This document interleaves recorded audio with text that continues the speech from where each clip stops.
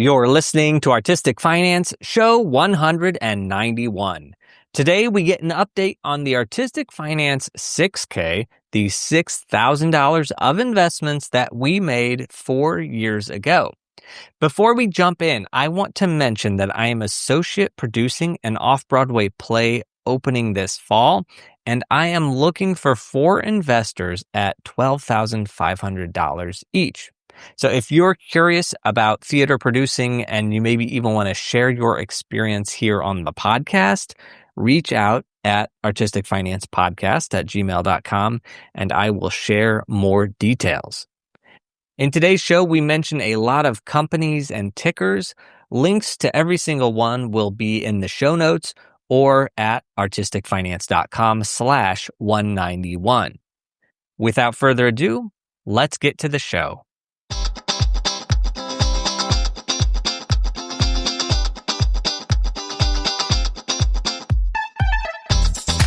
You are listening to Artistic Finance, where we help creatives learn about the business of show business.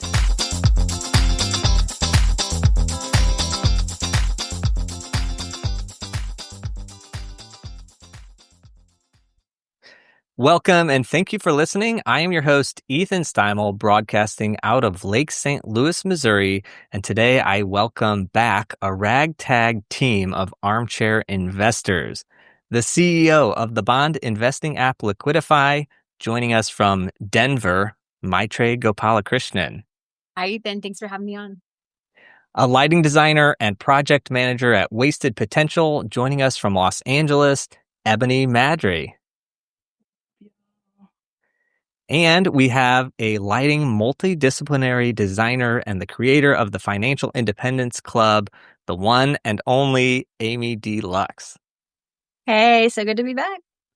And our new addition to the panel, a first-time guest, but one of our first Patreon patrons, a lighting designer based in Houston, Texas, Gary Archer. Hello, everyone. Before we start, a disclaimer that we are not financial professionals or acting in that capacity, so nothing on today's episode should be considered financial advice, and please seek professional financial advice before making any decisions for yourself. All right, thank you all for being here for our ongoing series where we are tracking investments that we ourselves have picked, aka we're learning. At least we're doing this so that we can all learn and people listening maybe can learn about what to do or not do. But can we maintain our own investments and can we save for our own retirement? Or should we be getting help from a financial advisor? So if you want to hear previous episodes in this series, search for episodes that are titled The Artistic Finance 6K. And this is actually, we were reviewing these once a quarter, but we were so difficult in scheduling and getting all in the same place at once that we just took a year off. But we are recording this on May 22nd, 2025, and we have been tracking $5,000 of investments since May of 2021. We call it the 6K because one of those thousands was art, but instead of actually investing it, I decided to buy a piece of art, which could be considered an investment, but I decided that it was not. So anyway, this means that we are just finishing the 4th year of owning all of these investments. And though the markets are in the second quarter of 2025, for the 6K purposes, we're in the 4th year starting our first quarter. So I'm calling this one the 4.0 review because we're reviewing this after our 4 years. Okay, so first things first, Maithreyi, I'm going to throw this one to you because you seem most in tune with the official market, whatever that is. What is the state of the market today? Oh my gosh. Well, it's been, I think, stressful for everyone that has any money in the market whatsoever. What really set things ablaze was the tariff news that came a few weeks ago. There was a literal plummet of the market kind of overnight. But the market's actually climbed back up to kind of where it was before. Over the past 6 months or so, it's still like a little bit down, but it's holding fairly steady.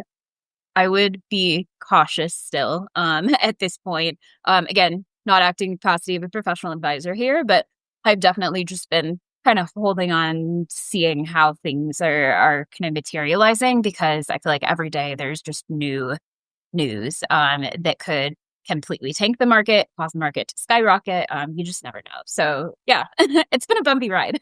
Amazing. I also love that this is 4 years, and every time we've updated, it's been sort of like, it's so uncertain right now. All right. So I was expecting things to be crazy, but the beautiful thing about this investing experiment is that one of my rules is we have to hold it for 5 years.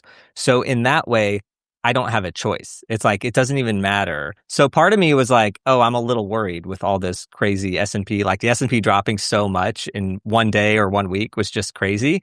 But then I was like, but I have no choice because I just have to stay in. But I was a little worried. But I'm just going to say this. So here's the review of this, what I picked for us. So we put in $5,000, right? And if we just look at the big picture of all of it, we currently have $7,275.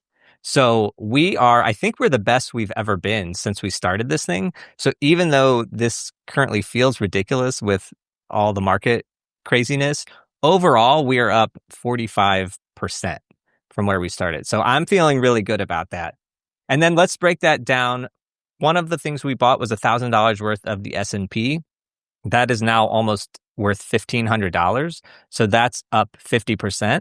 Now, this is good because the S&P is our measuring stick. So that's what we're competing against. Like in these choices that we're making or I'm making, I'm trying to see if I can beat the S&P 500. So it being up 50% is really good. But anyway, I'm really happy. The stocks that I picked, those are, we bought $1,000 worth of stocks. What I chose is actually now almost $2,000. So the stocks I chose are almost up 100%. So that makes me, I'm just realizing that makes me feel crazy. Like I beat the S&P by 50%. But anyway, we won't get ahead of ourselves because I think this is the first time that's happened for us. All right. So then I chose real estate investing trusts, which are basically like real estate ETFs. And the $1,000 we put in there is now worth $1,200. So we're up 20%, which is, I expected those to be super stable. And I feel like this 20% gain fits in line with that very stable trajectory.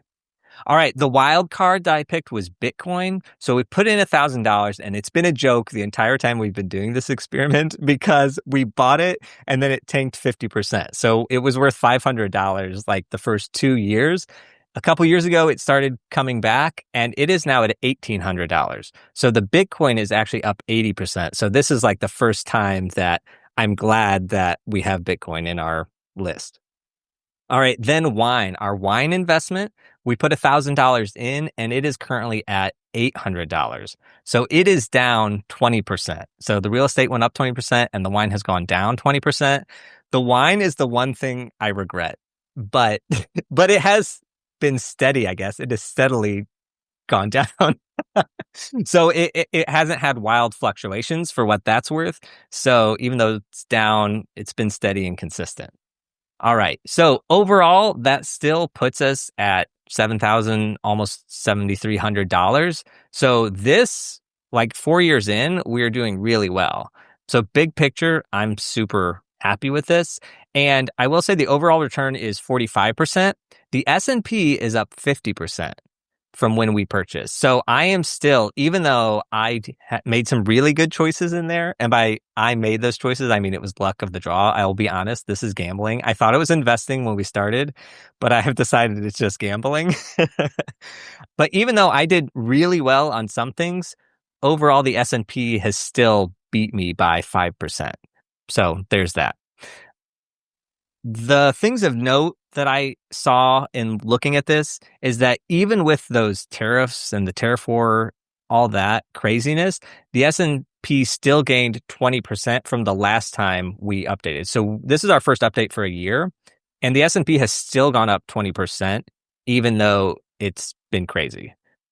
One of my stocks was VST, which is an energy company. It gained 700% since we last met, that's just crazy. This is why I'm calling this gambling. But that stock specifically is up 900%, which is hard for me to even imagine. Lithium. So I chose a couple of lithium mining companies, LAC and LAAC. They split. They were one company, then they split. And since that split, they have tanked. So that stock is down 70% from when we purchased it. Back 4 years ago, I was like, EVs are coming, lithium is going to be necessary, all this. I thought this was a brilliant choice. And it has not played out that way. It seems like there's a lot of other materials that people are starting to use or are starting to be better. And so lithium is still necessary and is going into a lot of products, but it's not at the trajectory that I thought. People are switching to other metals and things. All right, the Bitcoin, since we last updated 1 year ago, it's gone up 90%. So it's up 80% for us overall, but in just the last year went up 90%, which means that last time we were down 10% on it, even though it had climbed back. The real estate trust. So again, I mentioned those I expected to be super steady, and they are up 20% overall. Since a year ago, they gained 6%. But I do want to mention that part of this gain is because of dividends in some of them. And what I mean by that is like some of them pay a quarterly dividend. So we get that money and then I use that money and return it into the investment. And so that total has helped us get to the 20% gain. Whereas if this were just a stock, we still wouldn't be up the 20%, but we are because we're getting some actual cash that we can then add to the total. Of the 4 REITs that I chose, 2 were up 80%. Which is phenomenal. But then one went down 80%. And then another is pretty much stagnant and went down 2%. Even though the 20% gain looks really good, it was still like, had I chosen differently, I could have been down 80%. And so this is where this gambling, we're calling it an investing special, but it's gambling, I'm telling you. All right, yeah, our wine since the last time went down another 5%. So it wasn't as down the last time, but here it is. And I do want to say that the thing, the wine is what keeps me up at night, I think. So we're down $106 of this 1,000 that we put in appreciation. Like the case of wine that we chose is just not, people don't want to pay the $1,000 that we bought it for. But then there's $90 that we're down in fees. So the fees are just incredibly expensive. And those fees are going to the storage and the insurance of it. I think that's what's bugging me is that if I didn't have to worry about that part of the wine investment, it wouldn't have gone down as much anyway. So like a stock or a bond, that's all just easier because I don't have those crazy fees.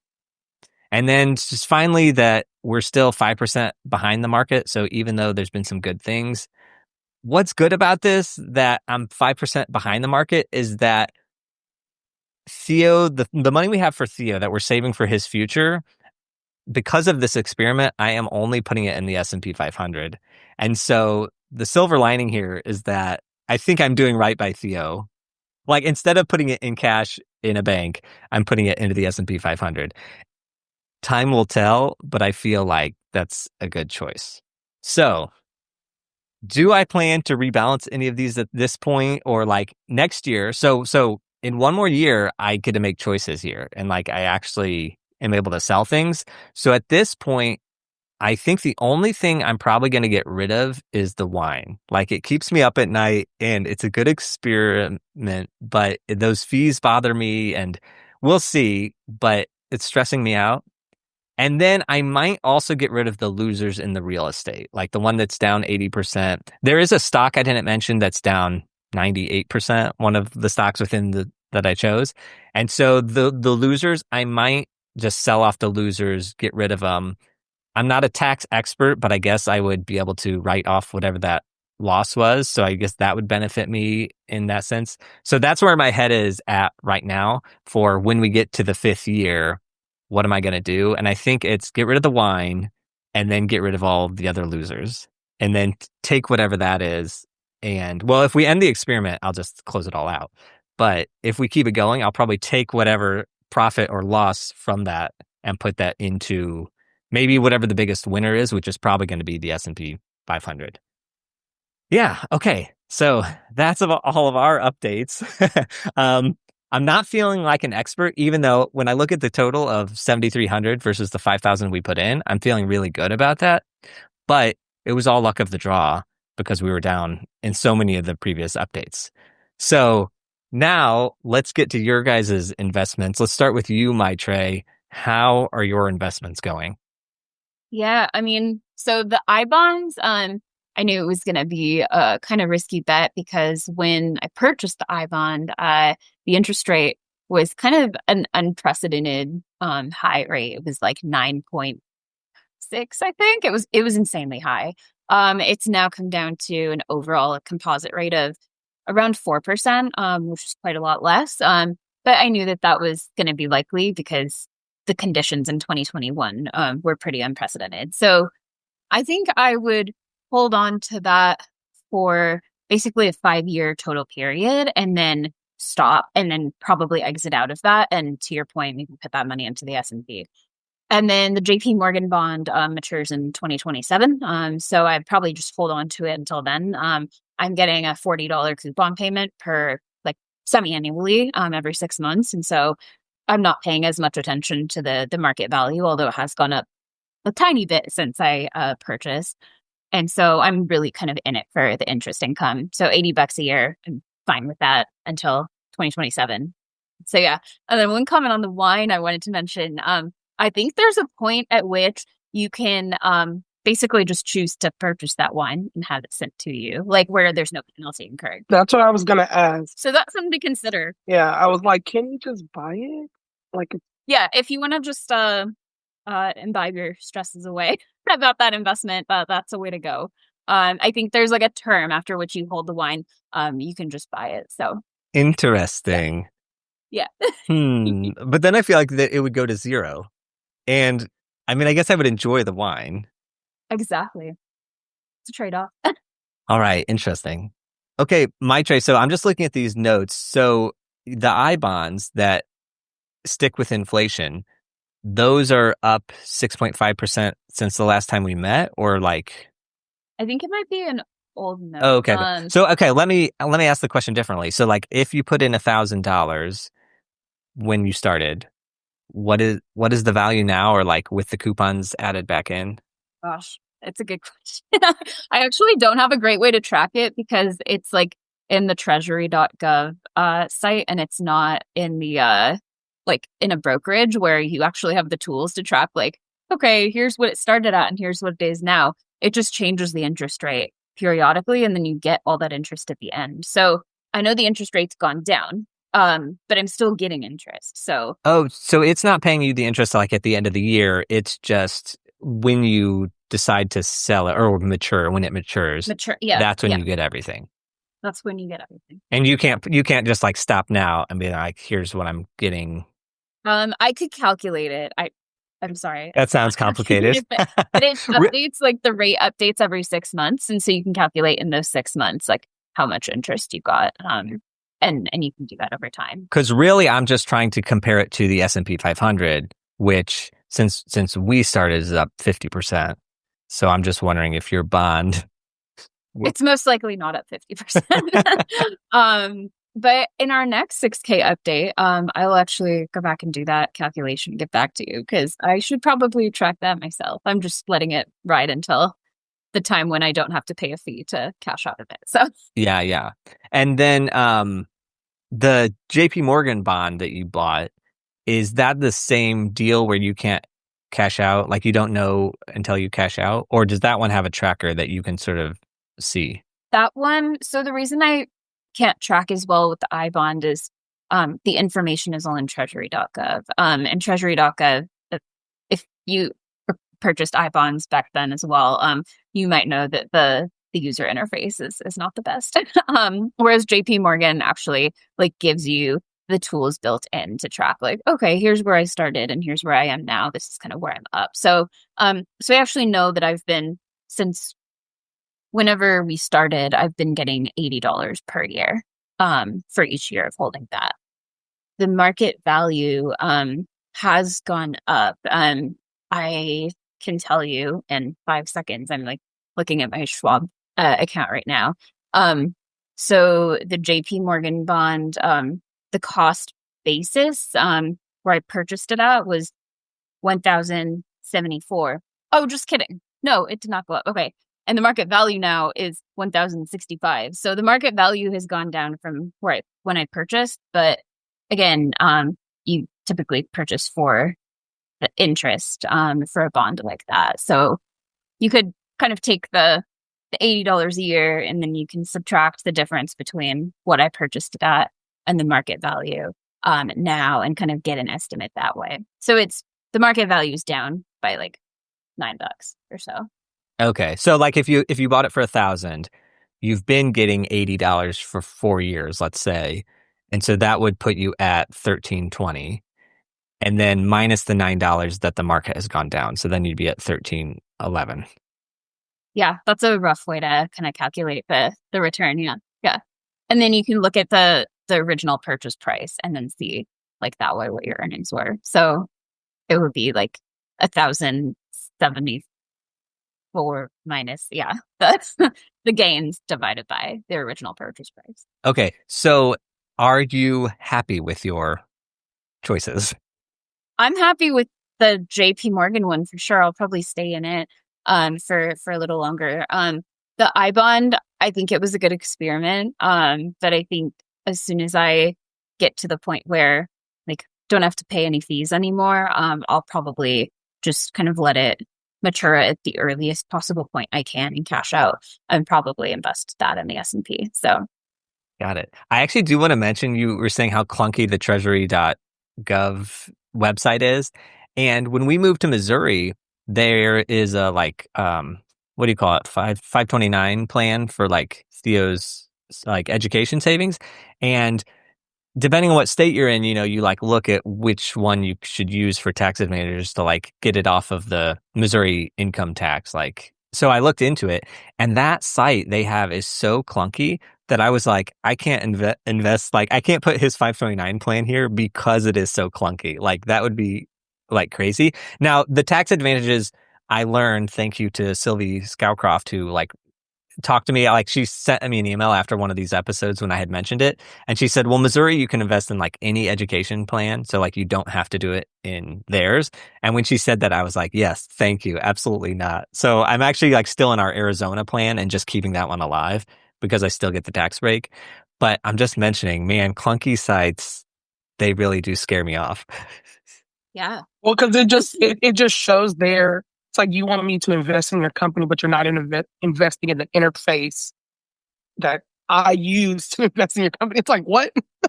Exactly. Okay, cool. All right, Maithreyi, any other things you want to say about that before we go on to Ebony? No, I don't think so. All right. Ebony, you're always the wild card here. And so I am. Every time I'm like, it can't get worse with Ebony's crazy choices. But man, this time it really cannot get any crazier. So tell us what yours have been up to. So Tesla, I sold, obviously for political alignment reasons. Like I cannot, although it was doing very well. I was like, I gotta just get out of this. I haven't done it yet, but just because we know we're gambling, but I've just been wanting to see what's happening a little bit with the market. So the money's just still sitting there, but I'm most likely gonna put it into an S&P 500 or something more stable. Can I ask you, there was a note here that says it was down 3%, but was it up or down when you ended up selling it? I think that's an old note. It was up. Yeah, it was up. I can look back. I didn't see where it was. It was probably like 20 or 30%. Okay, because really I'm just asking because I thought it was going down. I don't own it and I don't track it, so I don't know. But after January, like my sister, she bought a Tesla, and for the same reasons as you, she actually sold it. Like, she sold her car because Nicole and I, we have one, and I just can't sell it because like we would have to get another. Anyway, it's complicated. I'm not going to defend myself, but I get it. I there are people, and I almost wanted to ask them when they got the sticker so I could mail you one. It was like, I bought this before I knew Elon was whatever. It's one of those like bumper stickers. And I was like, I respect that. I respect that you're acknowledging that everybody's looking at you being like, wow, you're supporting this human. But yeah, you're like, no, I invested in this car, and there's a whole lot that goes into getting another car. Yeah. The good thing for me is that I have now, like, I had always thought like, oh, I would get another one, right? Because like I have the charging and like I understand how it works. But now, because my sister got rid of hers on principle, good for her, she's been looking at other versions. So now I've like learned so much about other EVs. And so that's the good part here is like when I'm ready, like when it comes time for us to get another car, I'm totally going to stick with the EV because I love that lifestyle. But there's so many good choices out there. Yeah. Yeah. Yeah. And it was, obviously, for lack of a better, comparison, Tesla kind of became the like Starbucks of EV cars. It was just like they were convenient. Everybody knew them. You knew that you could get service for it.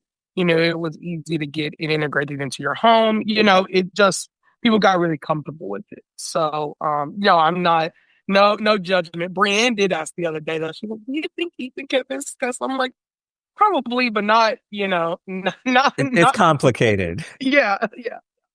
But yeah, so I sold initially right in January. I was going back and forth after, the elections and all the campaigning. But yeah, I decided to sell. So I just have those funds sitting there now. And I'll probably put them in the S&P 500. I just haven't decided, but the S&P is the thing that I've been tracking the most.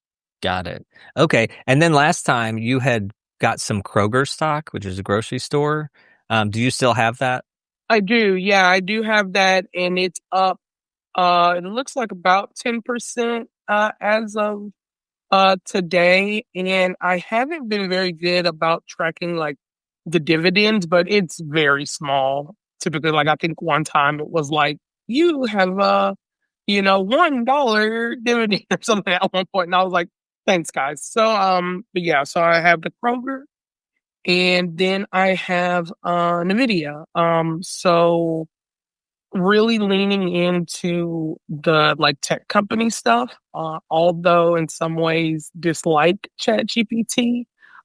It is a very powerful tool. I mean, I use it a lot for personal life. I use it a lot for work. The image generating to do like quick conceptual like renderings, right? Where you like feed it something and then you tell it what it is. Essentially with that technology and how Nvidia is paired with it, I wanted to invest into that. And this doesn't feel right, but when I checked, it was up 20%. I definitely thought that it would be up a little higher. Well, how long ago did you get it? When was the last time we talked? Oh, you got it the last time we talked. Got it. Yeah. So you've had it for a year. So it's up 20% year over the year. Okay. Yeah, no, 20%. In my brain, like 10% is good. Yeah, like, it's good. Yeah. So anything higher than 10% is great. So, okay. So in the last year, up 20%. Well, I think that makes sense. Go ahead, It's Amy. actually higher. Like if you go the past year, I just pulled it up just to check. It's saying 39.89%. Oh, is it? Over 1 year from now, like one whole 365 days. Got you. Okay. So I don't know. Maybe to the date that you bought it, it's a little bit less. But for one whole year, it's almost 40%. I was going to say, I think the last time we talked, that was a moment where like Nvidia had just gone huge. And so it's possible that it had gone really huge and then you got it. Like, so it's not like you got it before it went massively, like became a household name. So yeah, that really is where I've been putting most of my resources. Oh, I did have some Moderna, the company that made one of the COVID vaccines. That one is kind of gone down. Obviously, since the vaccine isn't as prominent now, people getting all the shots. It was at like 3% or something. So I'll still roll with it, So yeah, those are my kind of main ones. Awesome. Thank you. Well, I'm sad to see Tesla go just because it's like in the news every day. It's just like, you can't make this stuff up. I was like, man, and I was so excited too because I was like, oh, they were getting the and I don't know now because I don't have stock, I'm not tracking it, but there were going to be like the semi truck, tractors.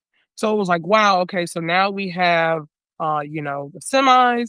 Then I was like, okay, eventually he's going to either do planes or boats or something. So I was really excited for like that trajectory. But I was like, I just can't. So, yeah, I was really sad to see that one go.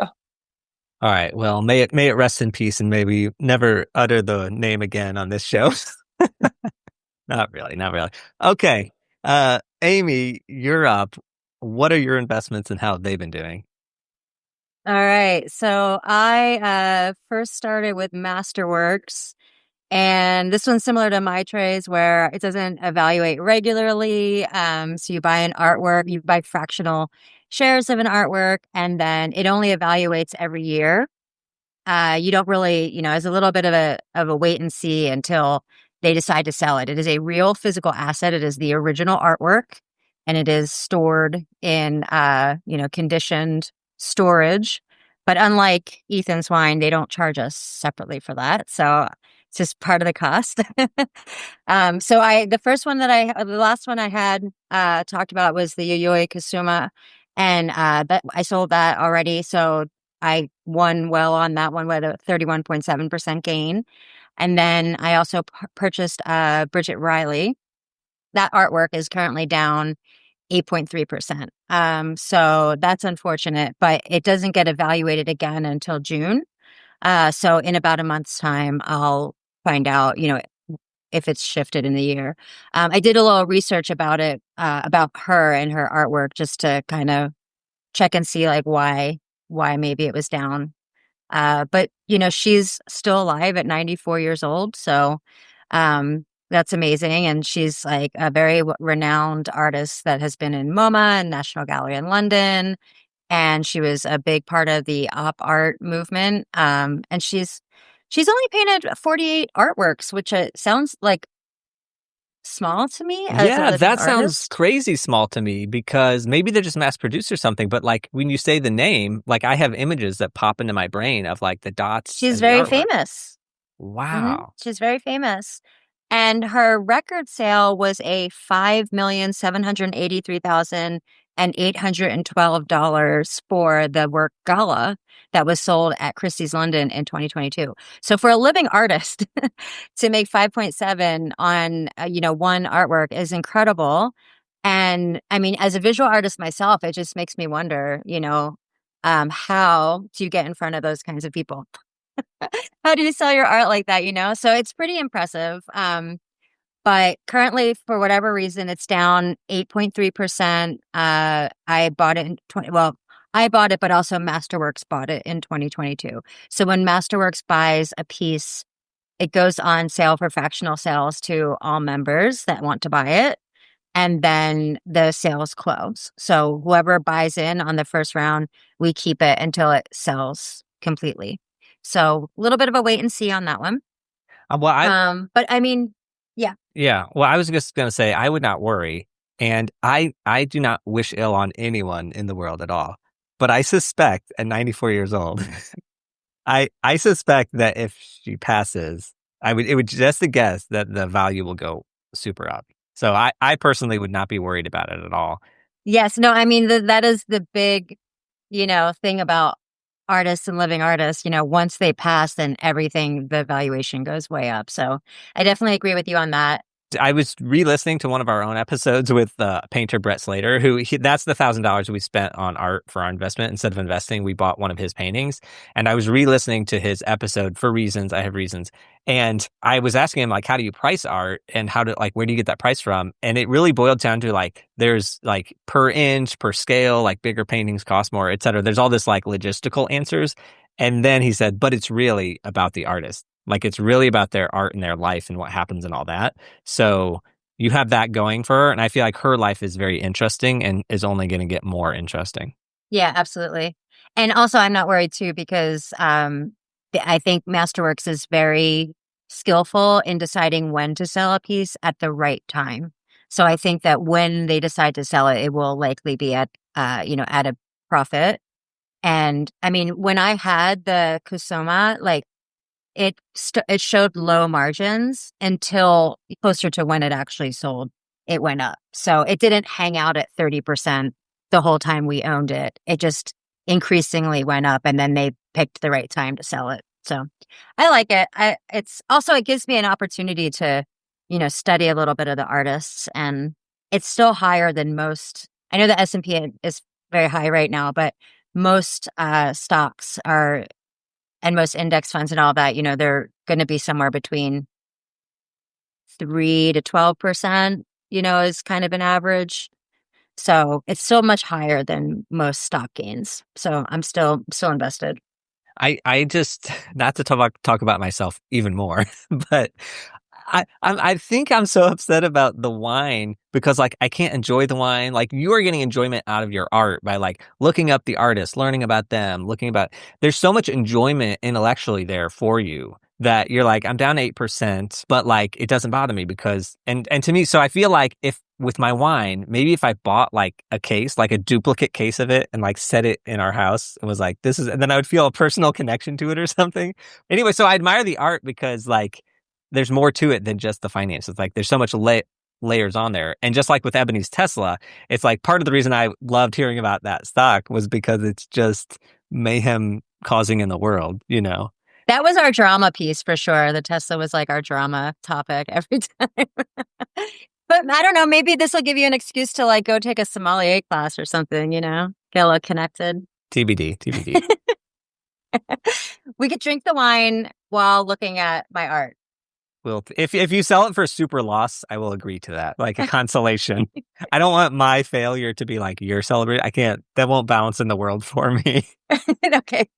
I'm sure it'll all work out in the end. So my other fun one is Coinbase. I'm still a believer in this, even though it has performed very poorly since I bought it. I believe in when people come together and make a decision, or people come together with an intention, anything can happen. At the same time, crypto is not based on anything physical that, I can evaluate. And so I've always been a little shy around crypto. But when Coinbase went public, it gave me an excuse because now I'm investing in the company Coinbase and not the crypto or not individual cryptos. So I felt comfortable doing that. I was actually really excited about it. I bought it at, I think it was $333 per share, and I bought 3 shares. So basically $1,000, right? Immediately it fell off a cliff. So all this time it has been in really poor condition. But just this past Monday, it joined the S&P 500. So again, slowly tracking into, a market that we regularly, invest in and understand. So I felt like that was kind of tracking with the reason I bought it in the first place of it going public. Now it's part of the S&P 500. And that's because Discover Financial Services dropped out of the index because they were acquired by Capital One. So it created a new opening in the index, and Coinbase was the one eligible to be there. So I'm pretty excited about that. It is down from inception. I'm still negative 14.65%, but that's still actually better than it used to be. Much further down. It was like over 50%, maybe 70%. I don't really remember. So it's still down, but I'm in for the big picture. I'm in for the long haul. And I feel like it's just, it's slowly getting there. So especially with joining the S&P 500, because it gives us like mainstream legitimacy and increased institutional validation. So I think it's just going to keep on improving from there. Any other thoughts on that? I mean, you have Bitcoin, so. I have Bitcoin, but it's different. I mean, I am like long-term picture on Bitcoin, and I guess you would call me a Bitcoin bull. Like I'm not buying any as I should. Like a real bull would probably be doing that. So I just bought it the one time and then going. But I feel like Coinbase, that's a whole, while it's connected to crypto, it's more of like a business.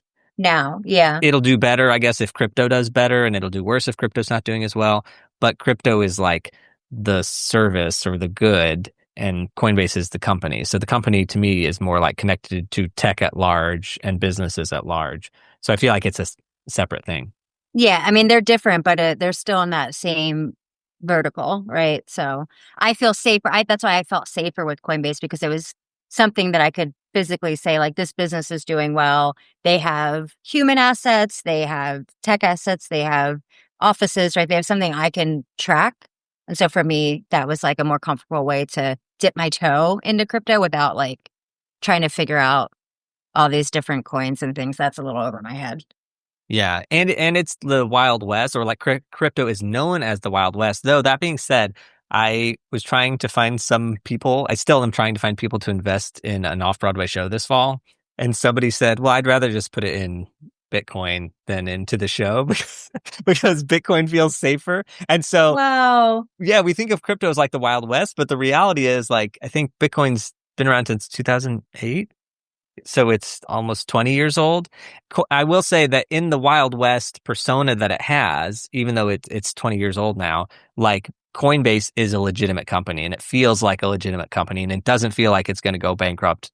Obviously it could, but like it's like the Walmart of crypto or something, or it's like the big company that's been around for a long time. When I look at your investment in Coinbase, it seems like a very safe investment.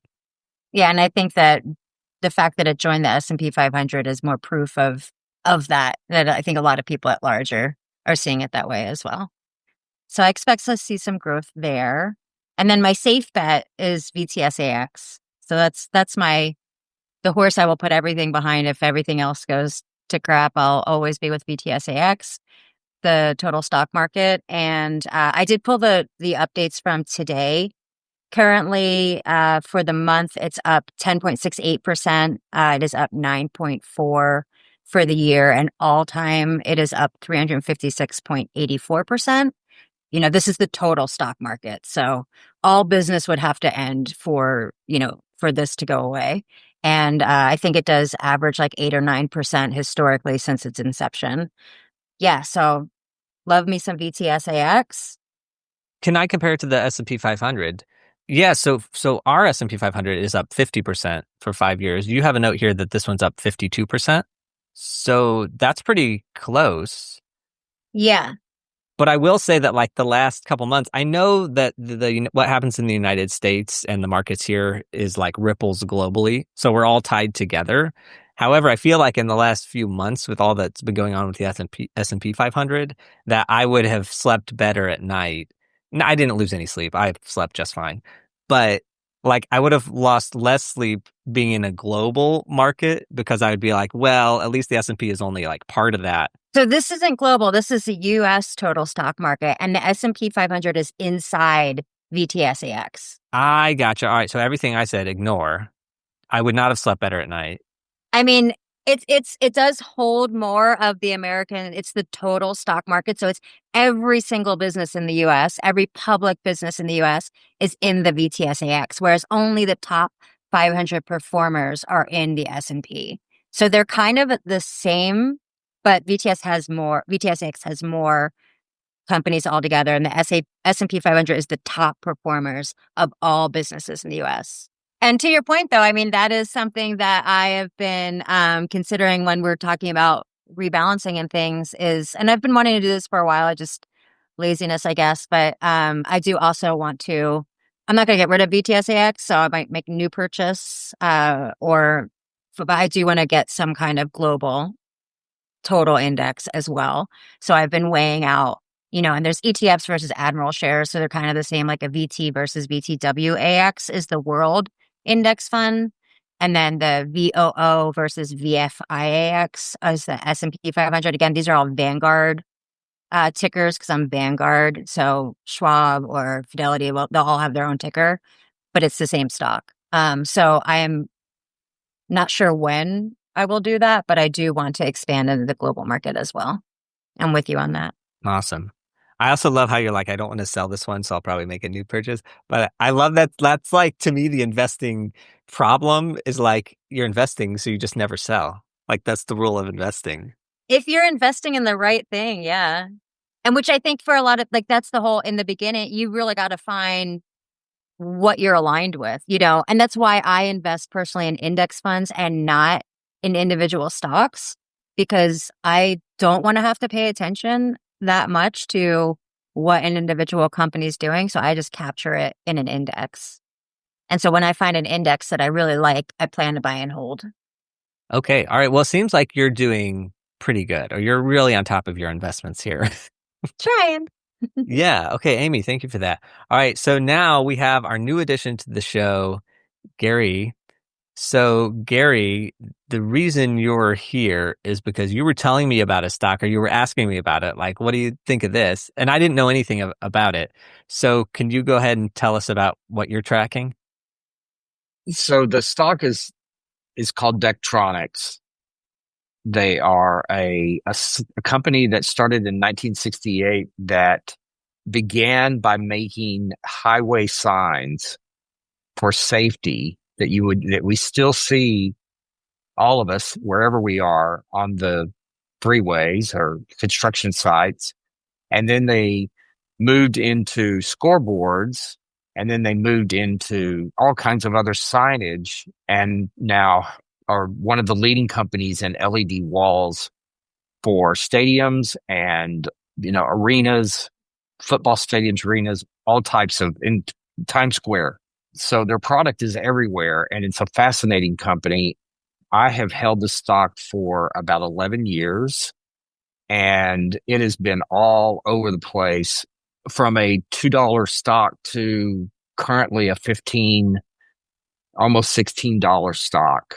I believe the highest, their highest has ever been 19, almost 20.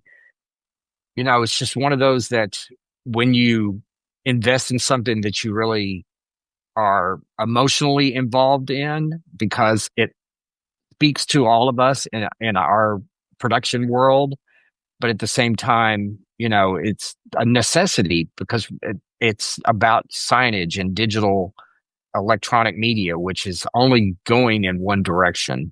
And unless the world blows up, I don't know. Then we'll find out about that as well, probably in a sign. That's hilarious. So you've had it for 11 years. So you've had it for longer than this podcast has existed. How did you find out about it? Like, did you just work with their products, or tell us that? I guess part of it is my natural curiosity. I began investing in about 1997 with a group of friends, and we started a small investment club and called it Mighty Fine Assets, which was based on MFA. Everyone besides myself had an MFA. And so that got me in the investing world. And it was a close friend that, said, you really need to, this is what you need to do. And so that's how I started my investing world. So just finding new stocks that are what we ended up doing, I guess, kind of like this is that we were tasked each month with presenting something. And so it's your turn. It's almost like you put, you pull your name out of the fishbowl or the basket for the next meeting, and you have to research something and present it. And then our group would vote on, well, do we as a group want to invest in this stock? That's how I started. How I found Daktronics was just research, and then kind of realizing that, well, this is in our production world, so I like this. I've held on to it through thick and thin. I will definitely continue. I will not be selling. In fact, I, just will buy a few shares, not every week, but definitely each month I buy some more. Okay, that is an amazing story. And you have Amy and I beat with the Financial Independence Club, but the MFA Mighty Fine Assets, I've never heard of a bunch of people with fine arts degrees creating an investing club. That is incredible. Well, and this group was everything from business to lawyers. We were just a bunch of friends that decided that we needed to do this. I don't know who inspired us now. It's been so long. Wow. I mean, my dentist says, families that floss together stay together. And I'm thinking that friends that invest together maybe stay together. We did resolve it. That is incredible. Can I ask about your club just a little bit more, because it's fascinating? But did you all pool your money, or was it just like we all separately had our assets that we chose to do or not? Yes, we did. We pulled our money. You can either buy in each month for $50, or if you wanted to double down, you could do 100. And so that's how, and this lasted for about almost 3 years. And then we decided to dissolve it because, people just started kind of losing interest and dropping out or for whatever reason. And we had to file taxes and everything. So we had a president and a secretary and, et cetera. Wow, man, you guys were the real deal. That is incredible. Well, Gary, since it dissolved, I'm glad you found the perfect home. Like, this is the perfect place for you. Amazing. That's awesome. Okay. Well, I want to ask more questions about it, but I think we'll just learn about it more the next time around, because we can see how far up and down it is. I do have a question, which is, does it give a dividend? They did. They were dividending until the pandemic, COVID, and then they stopped and have not picked up on dividends since then. I do not know why. I've tried to research this and find out what's going on, but I'm not sure. So it's been 5 years since they have dividend. Other than this investment, I don't choose like single stocks. Like, I've lost every single time. But this is very tempting to me, especially knowing that they had a dividend and they don't now, which means maybe it could come back. I'm not going to pick up an individual stock, but I'm tempted. I'm tempted to start tracking it with you. Understand. And Amy, I just real quick, I do have VTSAX in my 401k plan. And so I looked and I had forgotten how many stocks were in there. 3,564 stocks are covered in that. And Nice. That's a good stat. Yeah. As a 401k, then I'll keep that going. That's amazing. So that's how many, I guess, public companies are in the United States, is 3,500 something, because it's every single one. Wow. Well, awesome. Okay, so a question that I didn't warn you guys I was going to ask, but you probably saw it coming, and that is, now that we've gotten all our updates, what have you learned from either investing in your own thing and or from the 5K investments that we've done? What have we learned after these 4 years, or what have we learned from this? And I'm going to start with Maithreyi. What have you learned, if anything? Yeah. I think the standard lessons of kind of waiting, letting some time go by before you make any big decisions, I think is a big one. But I will also say, in light of just what's happened in the last few months, how much kind of what you see in the media and what's going on, like at a higher level political realm, can really, really impact what's going on economically, as well as how it can like not impact, right? Like the stock market plunged and then it like came back up basically to where it was before. So it's just interesting that there's like these short-term ramifications, but then long-term things kind of end up panning out the way you would expect. So it all is to say, like, holding on to stuff for a longer period of time and not making decisions based on how things are going on a short time frame is really big, especially with like all of the stuff that's going on now. Right. Yeah. Because like, again, I said earlier, it was like, I knew it was going crazy, but I also knew like we're investing for the long term, so it doesn't matter. All right, Ebony, what have you learned? For me, ultimately, I was gonna kind of reiterate some of what Maithreyi said about the patience, especially being on the entertainment side for work and seeing like how fast all of that typically moves. I feel like it took a lot for me to say, okay, let's do, some research on this. This is where the money's going to go, and just like let it be what it is. As opposed to like being like, oh, it's been 3 months. Like, why don't I have more? Or, oh my God, it's going down, and pulling my money out. On top of that, just investing in things that bring you joy, or things that you use. So like I shop at Ralph's, which is with Kroger's, or I personally, whenever the COVID vaccines came out, I went the Moderna route. Tesla, I was thinking about getting a Tesla. It was like all of those things that it's like I either have a strong belief in like what that company does. And so being able to like kind of see, your money come back to you in a way was kind of my approach. So, yeah. Yeah, I like that too. And I think that's something I'm actually learning this time around with the wine is like, I think I've figured it out. Like, it's not that it's down 20% that's bothering me. It's that like it's down 20% and also just doesn't make me feel like there's no joy. No connection. No connection. Yeah. Yeah. Cool. Okay, Amy, what have you learned from this? Understanding that financial literacy is a journey. The fact that we come back and we do this meeting over and over again, and we all have something new that we learn each time. We all have different, perspectives. The market changes. The market is okay. The market is not okay, right? And it's okay. Like, I started on such a smaller scale when I first started than what I have now. Like, I started with acorns, just like rounding up change.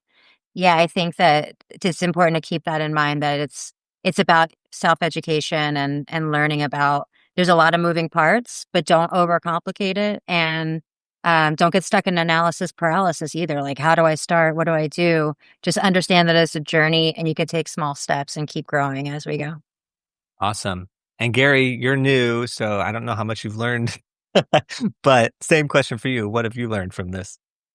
Well, as a long time, 4 years or so of watching the podcast, I've learned a great deal just from listening to all of you all, whether it's, live through Patreon or just as it comes along. Another thing is just hold long. Be patient, breathe through all of the ups and downs like we just experienced. That was just unreal. All of it within the last 90 days. It's just been unreal. And on the research side, read, whatever your financial pathway is visually. I personally have Yahoo Finance on all the time in the background. And some of those programs that they have on there are fascinating, where they dig into topics or, different product lines or things that you might not even find that you're interested in until you just kind of listen to what they have to say and who they have bringing on to dig into them.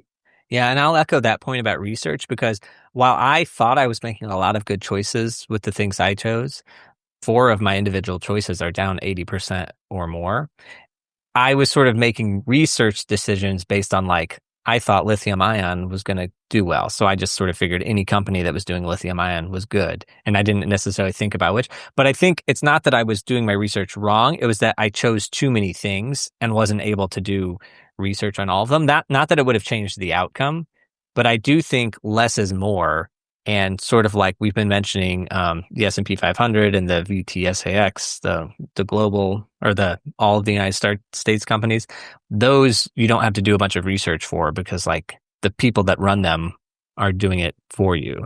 There was a story yesterday on NPR about the mining and what is needed for batteries going into the future. And one of the things that I found interesting is sodium is even a stronger component than lithium without, there's endless supply. Yeah. Yeah. All right. So what I've learned is I was looking over the numbers today, and I noticed that the choices I made, the 5K investments we made, of the 16 quarters we've done this, 8 of those quarters we've been down. And the culprit for that is sort of the Bitcoin. That's what was dragging all my stuff together down. But I noticed that the S&P 500, that was only down 1 of the 16 quarters. So this is the lesson that I learn every time, but I'm really reminded again today.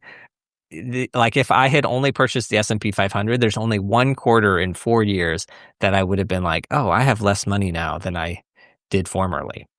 And then actually listening to all these answers now, I'm noticing that we all have a little bit of a different style. Like Maithreyi is doing the bond route and is sort of stuck in it until it materializes. Amy, a little bit the same, stuck with the art until you can sell it. And then there's Ebony over there who's getting new things, letting things go, getting new things, letting things go.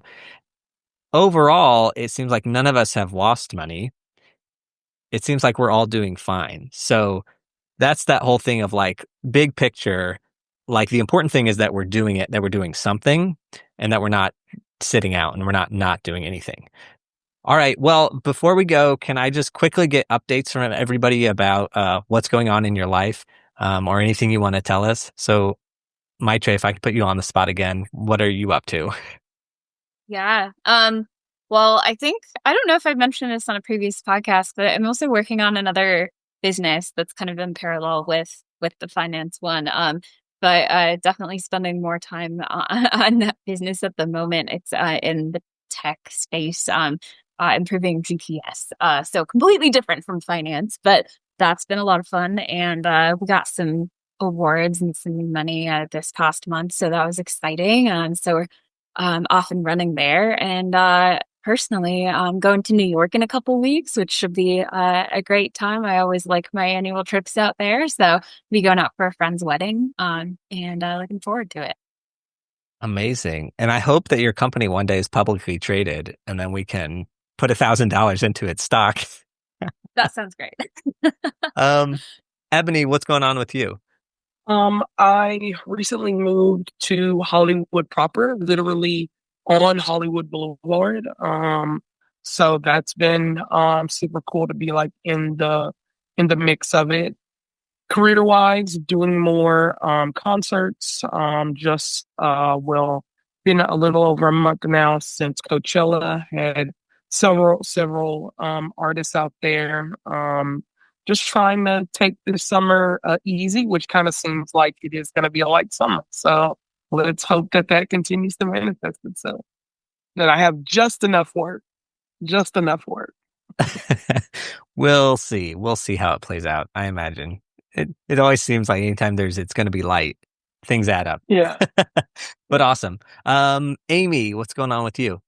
Yeah, always lots going on over here. I am also going to New York in a couple weeks, Maithreyi, so maybe we can catch up. I'll be there for most of June, working on a gig over there. And I'm also, I'm going to say it out loud because maybe then I'll speed up my deadline, but I am working on a series of educational trainings to share that I usually do in person, but I'm digitizing some of my workshops so that they will be able to be for sale online. So I'm working on a series of those for Lux and just getting ready to get out of Texas for the summer.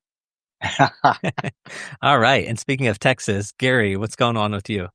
Well, yes, it has turned hot here. We've geared up for the summer slowdown for the next couple of months. But yesterday in a meeting, part of the discussion was it's not as long as everyone thinks it is, because here in the Houston area, school starts the 11th, 12th, and 13th. All the school districts start the 11th, 12th, and 13th and 14th of August. So it's only 60 days.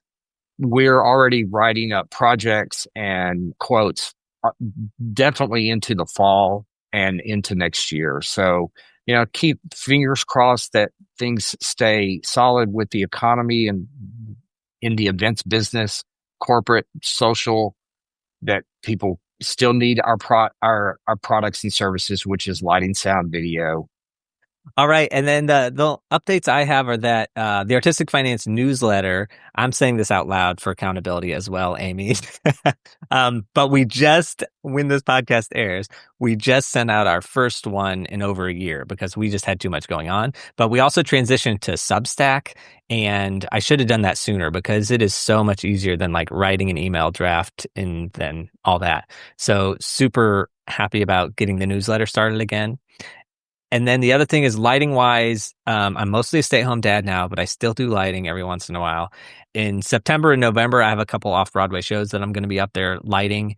Speaking of that, manifesting, if anybody's listening and they have $12,500 that they want to invest in one of these shows, it is a very legal investment. So I said it in quotation marks, but it really is an investment. As part of one of those shows, I'm the associate producer, and I have to raise $50,000, which to my other producers is not that big of an issue. But for me, it's been quite the challenge. So I have to find 4 people to put in $12,500, and then I'll be an associate producer on this show. That's my stressful update right now. I love that you said manifesting, because when we read you are a badass with money, you are not into manifesting. And I've been waiting, to be honest, for the perfect moment when you said to me, it's like if you were to stick a pencil through your hand, it's not just going to go through your hand because you want it to. And I since learned that there are different laws. So the law of attraction doesn't have to go against the law of physics and the law of gravity. You gotta work them all together. So I'm here for your manifestation.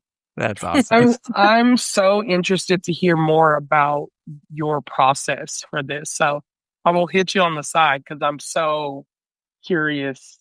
Yeah. Okay. Well, I am too. And it's also this thing of like, okay, I think part of the reason I'm afraid of manifesting is because when you say things out loud, like there's research on like saying it out loud and then it doesn't happen because you think you've done the work and you get the dopamine hit or something like this. Oh, really? Mine is opposite. I feel like you saying it out loud, like I will have the investors to be a producer on this, making it more factual in your manifestation. I'm very woo-hoo though. Like I have like all, crystals and all. No, but there's also the research that's like vision boards and writing it down, and like that is supposed to help. So I haven't figured it out, but when I do, futuristically speaking, when I have gotten the investors into the show, you are officially a producer on a Broadway show. We will come together and we will discuss the process, because it is all about the money, but also finding the right people. Anyway, so I will be happy to talk about it once it happens. Amazing. All right. Well, I have to say thank you all for being here, because it was so great. We were doing this quarterly and then it was just too much. And so I haven't seen you guys for a year, and this has been like amazing and awesome. And I'm so glad you guys showed up. Yeah. Thank you for putting it back together. Really, really. All right. So yeah, so everyone here, you can find them in the show notes. I'll link to their LinkedIns and their socials. If you want any of these links, the easiest place to find them is artisticfinance.com/191, because this is show 191. And anything that we've mentioned, all these stocks, including Gary's and just everybody's, I'll have links to every single one of them if you didn't catch one of their names. That is all we have for today. We will see you again, at least in a year, for the 5th year, but hopefully we'll do some quarterly updates throughout the year.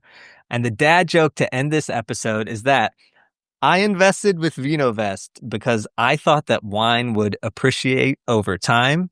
Now, 4 years later and 20% down, I'm calling it the Grape Depression. Until next time, break a leg. Okay, I know I said the episode was over, but before we wrap up, a quick follow-up for listeners who are curious about theater producing. You heard me mention that I am currently associate producing the off-Broadway play that is opening this fall. Now, that play is called False Steps, a ballroom comedy, and I'm looking for 4 investors at $12,500 each. So if you have ever wanted to be part of making theater happen and you want to learn the producing side up close, this could be the perfect opportunity. I'm especially interested in partnering with folks from our artistic finance community and potentially having those investors on the podcast to talk about the experience. So if you're interested, email me at artisticfinancepodcast@gmail.com and we can go from there. Thanks for listening and for being part of this group of people who are in the entertainment community and striving to be smart about money. I'm honored that you take the time to listen to these shows and participate, and I myself am very proud to be a part of this. Okay, now that's it for today. Until next time, break a leg.